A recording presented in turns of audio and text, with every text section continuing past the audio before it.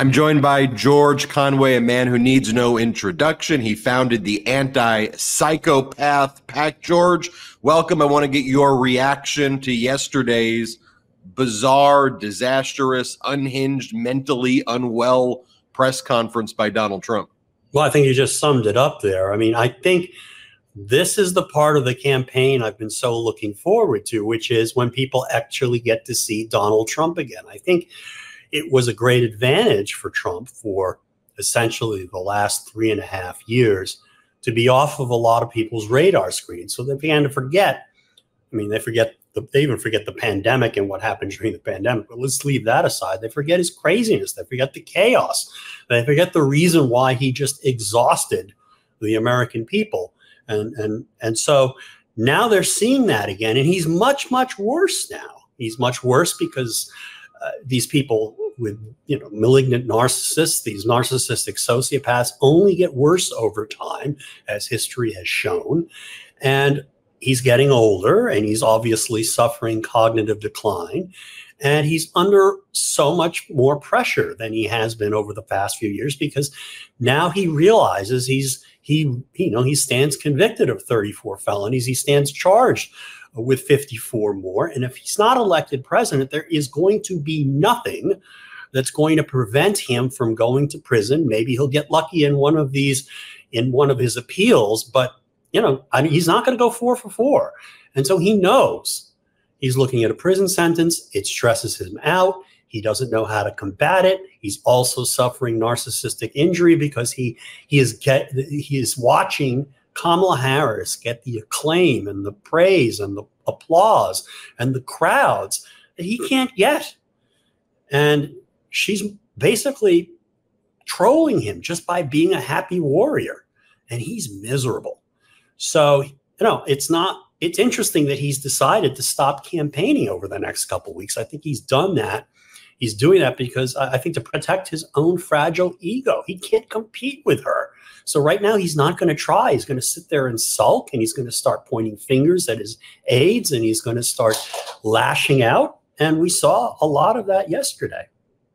So talking about that narcissistic injury, there was one part during the press conference where he was bragging about his crowd size, which he, of course, lied about at the January 6th insurrection. And he was saying how much bigger his insurrection crowd was than Martin Luther King's crowds were.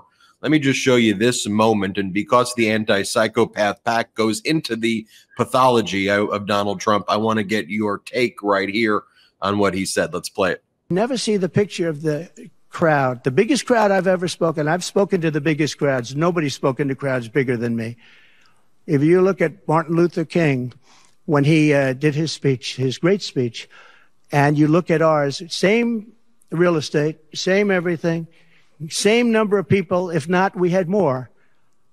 And they said he had 1 million people, but I had 25,000 people. But when you look at the exact same picture, and everything's the same because it was the fountains, the whole thing, all the way back to from Lincoln to Washington, and you look at it, and you look at the picture of his crowd, my crowd, we actually had more people.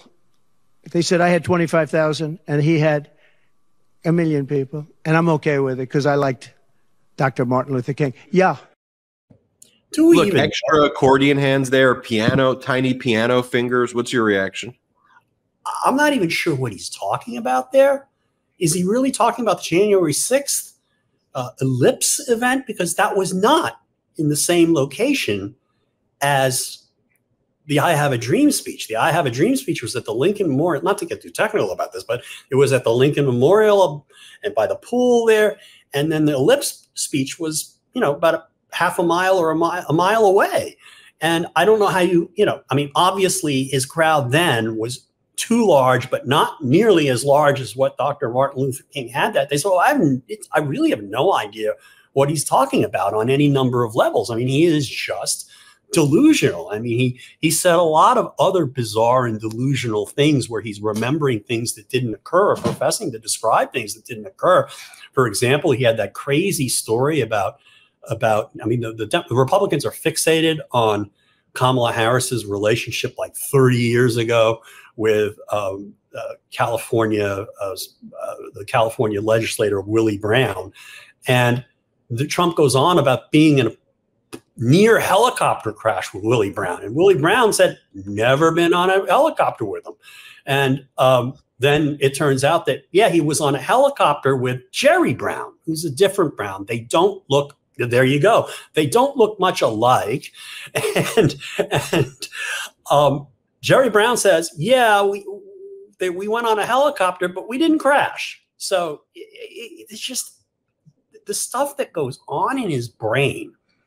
You know, he's a pathological liar, but he can't separate in his own mind truth from falsity, from what he wants to be true, what he just wants to say, and things that just randomly pop in his mind. His mind is just an absolute mess.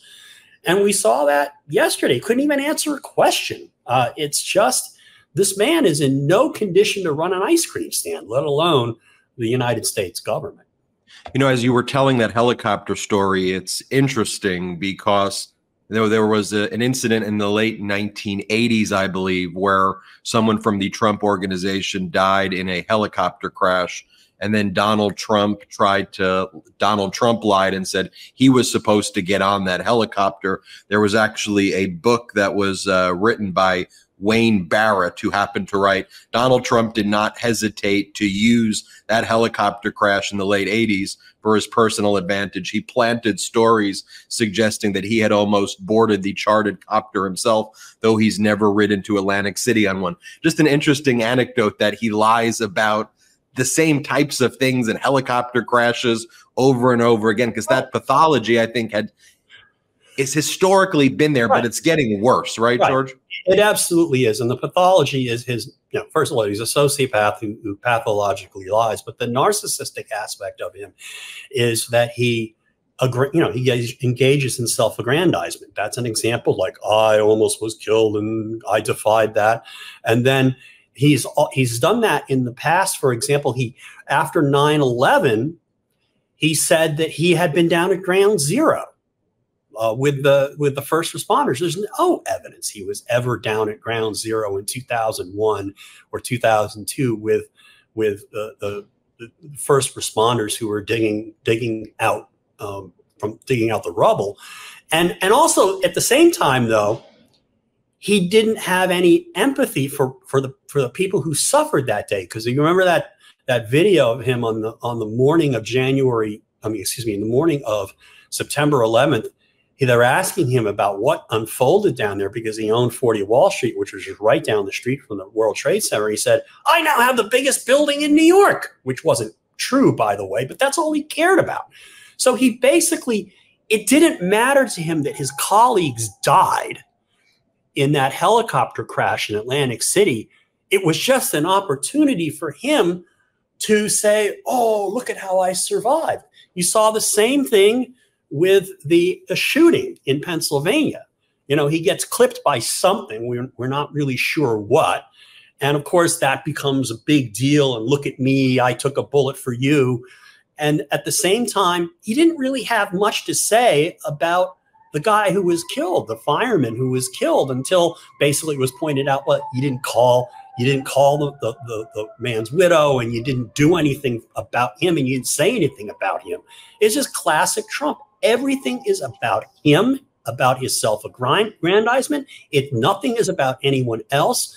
Nothing is about anybody else's suffering or problems. And that's not what we want in an American president. We want somebody who actually cares about something other than himself. I mean, granted, you're always going to have politicians, you know, they're going to be self-centered to a large extent because that's the kind of character you get in politics. But this is just to an extreme.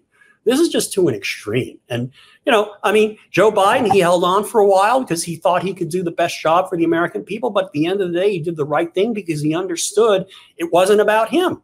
And then he went up to Wilmington yesterday to say thank you to all of the people who are working. I mean, imagine being in Wilmington, Delaware for that long. All the people who are working hard to get him reelected. And then they had to go through this trauma of switching candidates, and he wanted to just express his gratitude. Donald Trump would have never done that.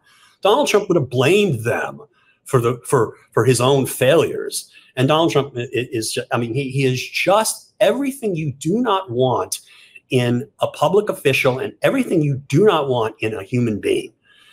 He is absolutely, he's everything you want, you tell your children not to be and not to do.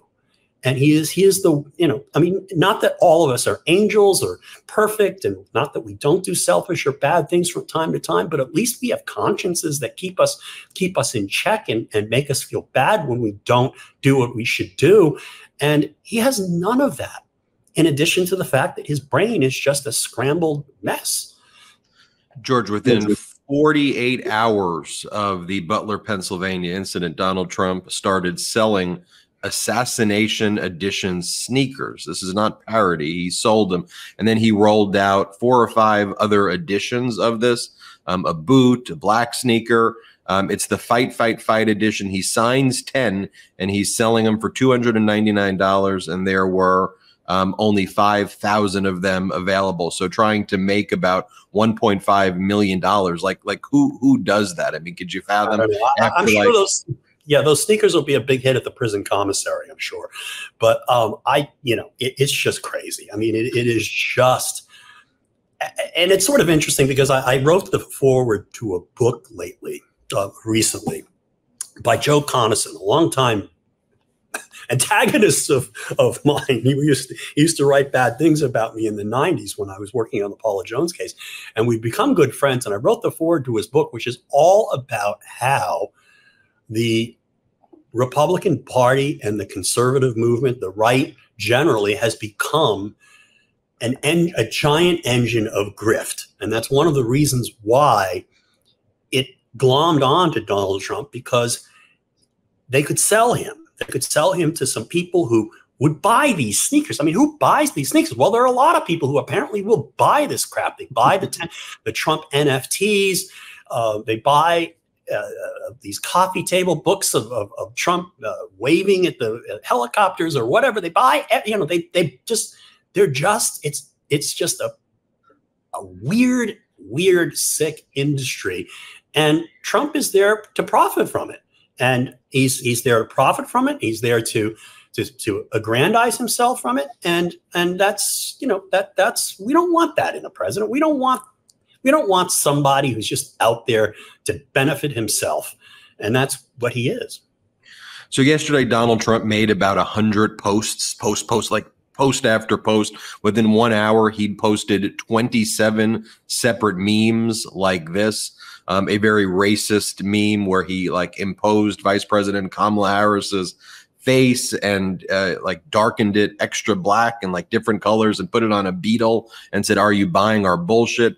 This one where he makes himself into a cowboy and says, "You tell him I'm coming and the American people are coming with me." Another one where he puts himself in front of a cross and says, "Put on the full armor of God."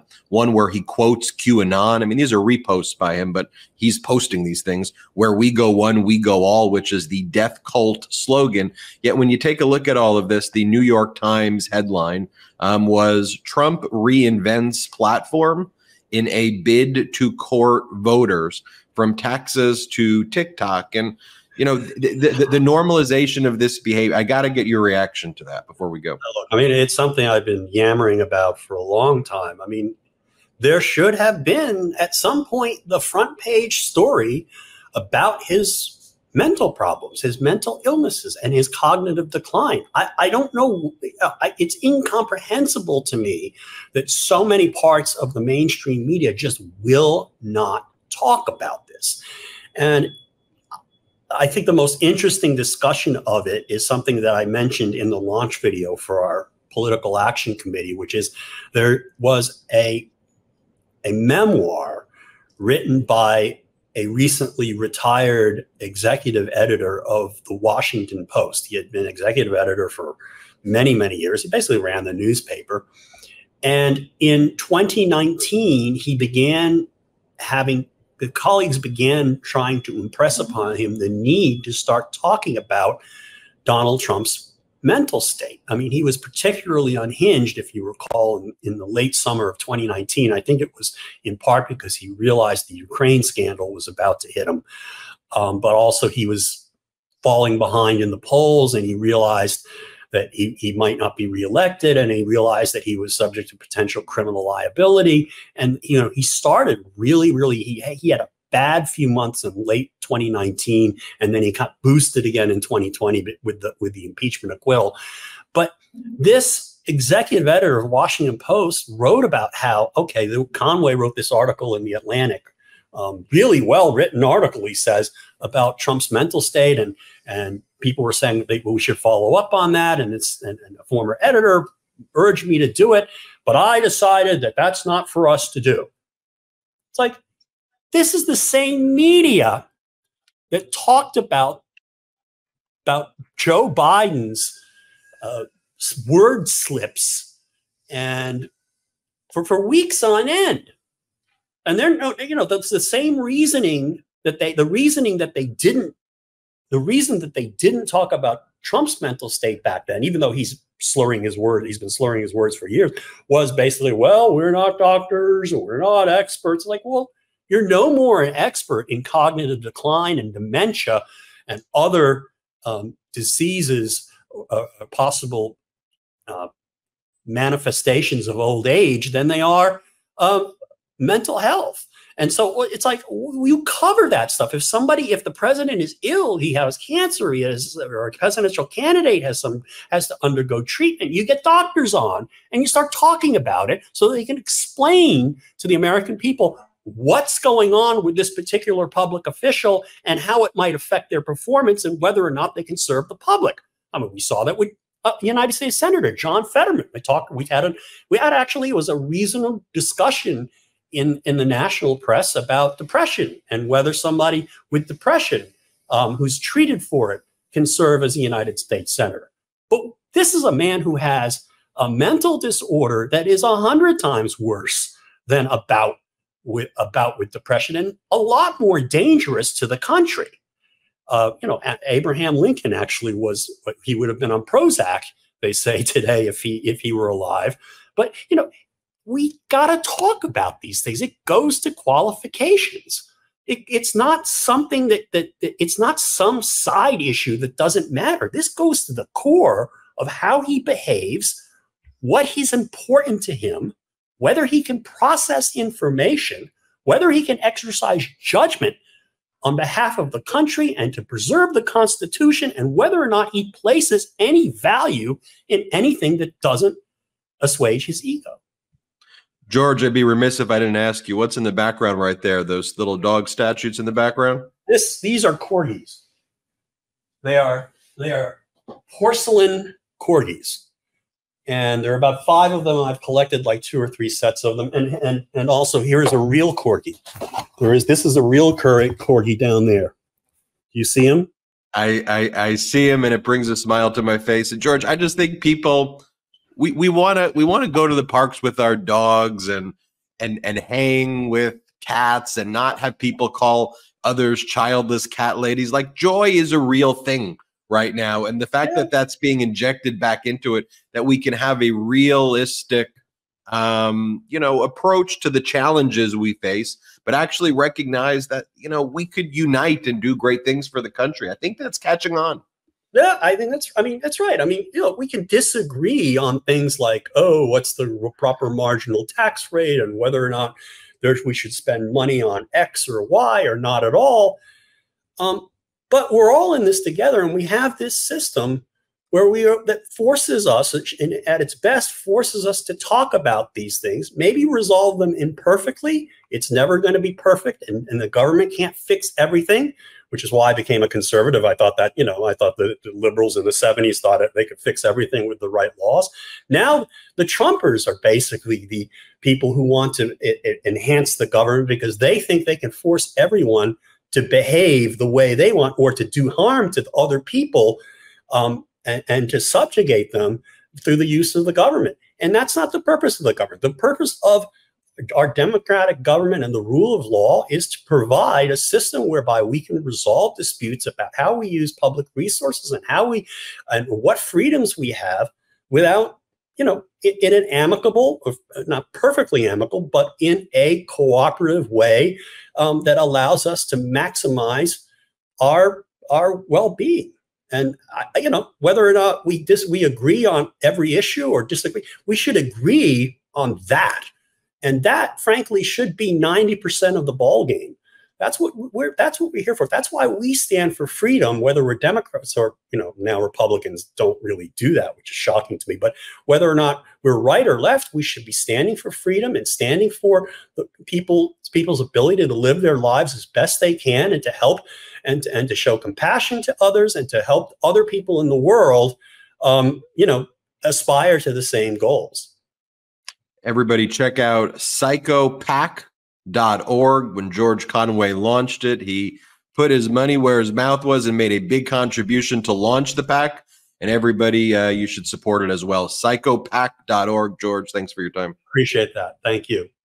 Hit subscribe. We're on our way to 3 million subscribers. Let's get there this month, and have a wonderful day. Real quick, Meta just changed their algorithm to suppress political content. Please follow our Instagram @MeidasTouch right now as we head towards 400,000 followers so you don't miss a beat.